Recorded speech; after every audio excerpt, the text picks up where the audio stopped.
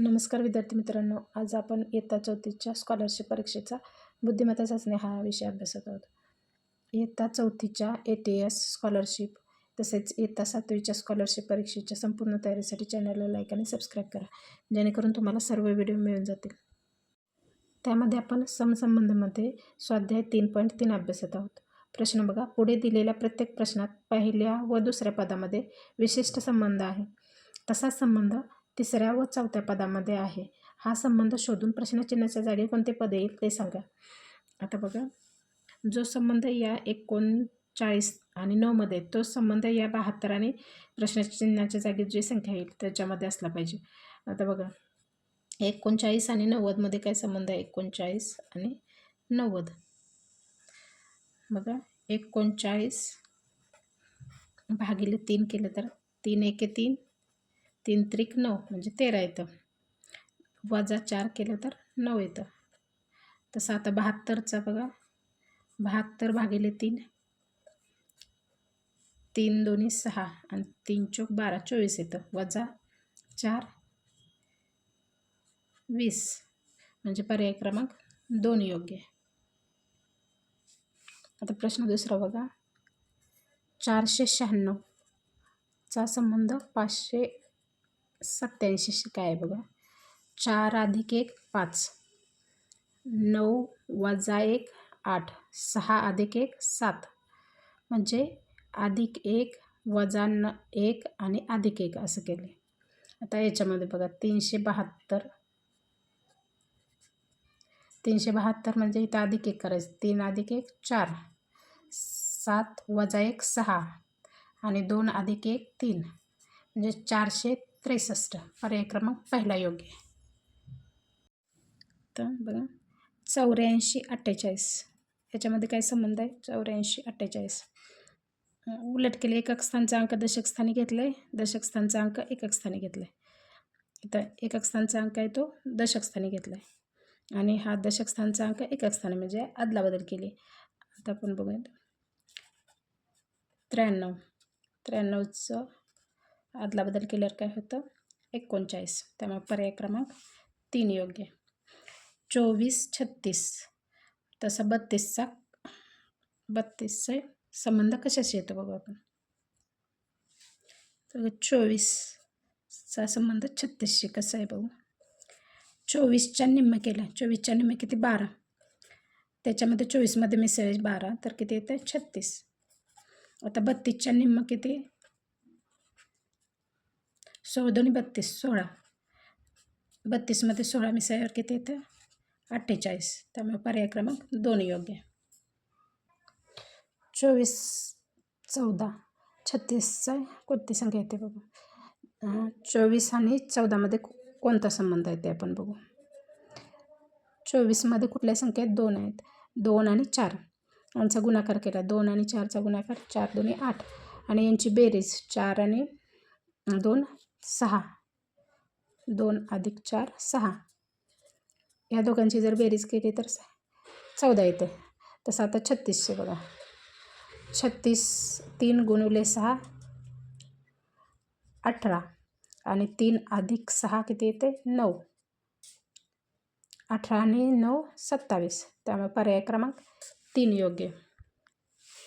आता बघा 8 36 तर 12 किती? 8 36. 8मध्ये कुठली क्रिया केल्यावर 36 येते बघा. 8 चौक 32, 32 आणि 4 36. आता 12चं तसं होते का बघू. 12 चौक 48, 48 आणि 4 52. बघा 8 गुणिले 4 8 चौक 32, 32 अधिक 4 36.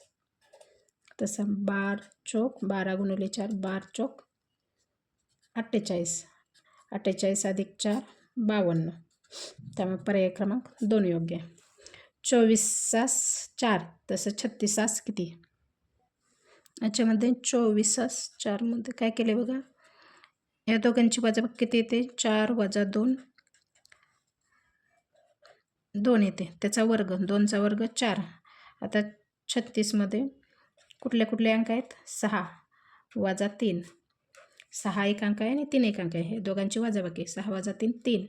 3चा वर्ग किती येतो? 3 त्रिक 9. म्हणजे पर्याय क्रमांक पहिला योग्य आहे. 8 10. तर इकडल्या रोमन संख्येमध्ये अंक आहेत. 12 8 अधिक 2 बरोबर 10. तसं 12 अधिक 2 बरोबर किती येते? 14. रोमन संख्या चिन्हात 14ला कसे लिहिले जाते? 10 आणि वरती 4. 14. पर्याय क्रमांक 3 योग्य आहे. 7148 5. आता तसं 5986 किती? आता बघा 7148 5 एकदम 4 अंकी संख्या दिली आणि 1 अंकी संख्या दिली. यांची बेरीज करून बघू सुरुवातीला. 4 अधिक 1 अधिक 7 अधिक 1 अधिक 4 अधिक 8. 7 आणि 1 8. 8 आणि 8 16 आणि 4 20.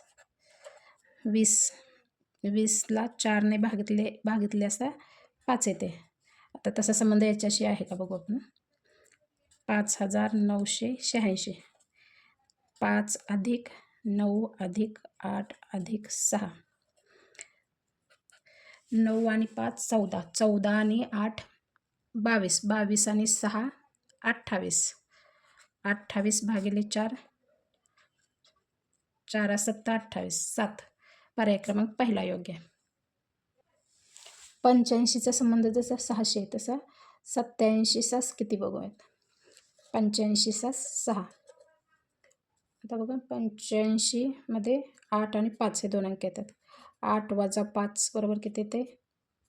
3. 3ची दुप्पट 6. 3 गुणिले 2 6. आता 87 मध्ये बघू 8 वजा 7 बरोबर किती येते? 1. 1ची दुप्पट 2. त्यामुळे पर्याय क्रमांक दुसरा बरोबर. 8 65. तसे 6 किती? 8चा वर्ग 8 8 64 अधिक 1 65. तसं 6चा वर्ग 6 6 36 अधिक 1 36 अधिक 1 37. पर्याय क्रमांक 3 योग्य. 48 21. तसे 59 किती? 48 21शी काय संबंध आहे ते बघू.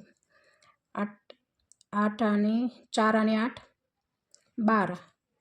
हे उलट केले. इकडचं इकडं आणि इकडचे एकक स्थानचे दशक स्थान आणि दशक स्थान 21 होते उलट केल्यावर. आता 59चं बघू. 9 आणि 5. 5 अधिक 9 किती होते? 14. 14चे उलट केल्यावर काय होते? 41. पर्याय क्रमांक 2 योग्य. 13 42. तसे 9 काय? 13चा संबंध 42शी काय आहे बघू आपण. 13च्या पाड्यामध्ये 42 येतं का? नाही. 13 13 2 26 13 39 येतं. 13 गुणुले 3 बरोबर 39.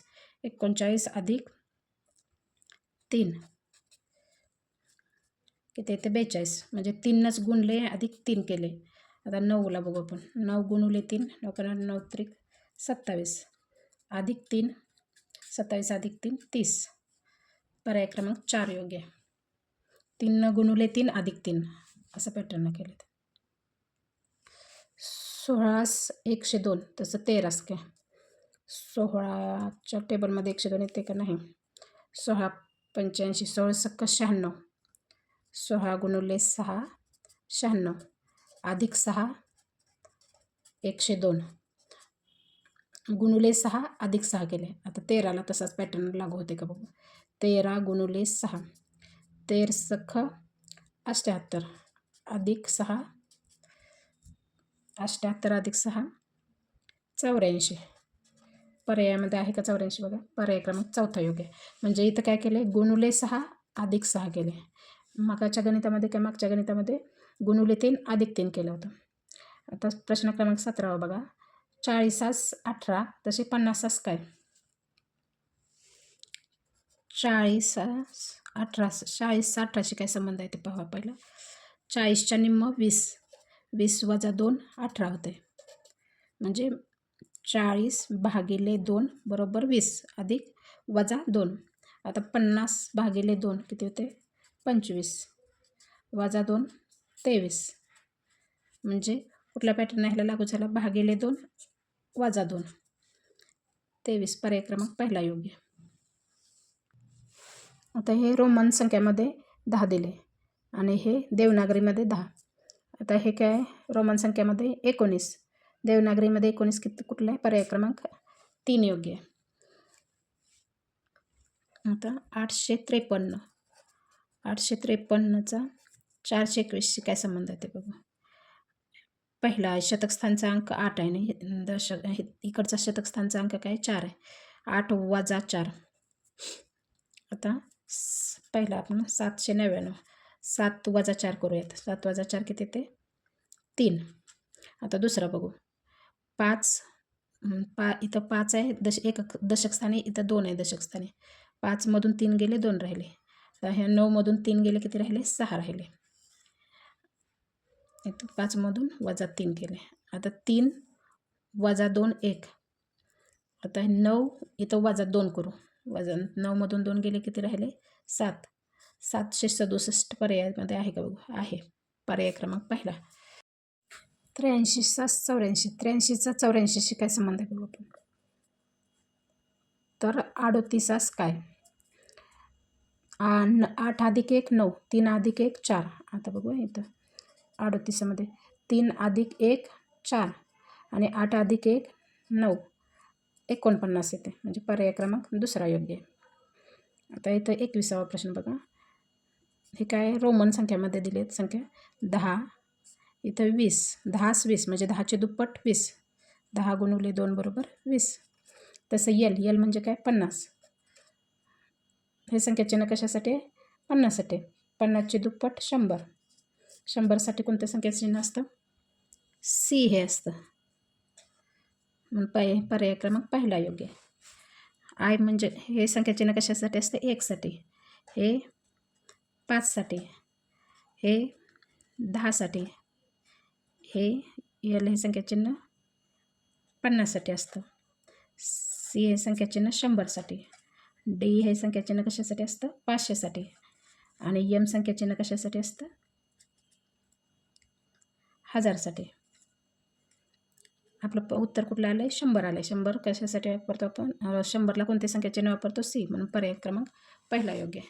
अशा प्रकारे 1 ते 21 प्रश्न आपण आजच्या व्हिडिओमध्ये अभ्यासले आहेत. या पुढील प्रश्न आपण पुढील व्हिडिओमध्ये अभ्यासू. चॅनलला लाईक आणि सबस्क्राईब करा जेणेकरून तुम्हाला पुढील व्हिडिओ मिळून जातील.